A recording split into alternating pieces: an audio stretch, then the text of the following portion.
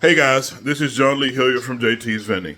Just want to show you real quick with me and my son, teaching him about it, how to earn money. So this is his chart.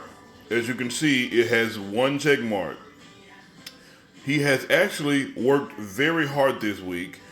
He's did a lot of the work on this chart. But what he forgot to do is to write it down. He forgot to mark the progress that he was doing this week. So he's only earned $1, 4 quarters, and he still has to divide those 4 quarters up into a section.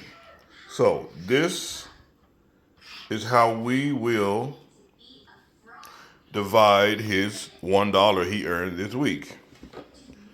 Sorry, we just had breakfast. So this $1 is divided up in spend, 50 cents in spend, 25 cents in give, and 25 cents in save. And we have you learned? I got the camera on you. Have you learned a lesson? Yes, sir. To keep track of your money, right? Yeah. Keep track of what you earned so that you can get paid correctly. Because when you grow up, you will have to make sure you keep track of your paycheck to keep track of how much income you have. Because if someone else makes a mistake about how much money they've paid you, more than likely they're not going to be the ones who catch it.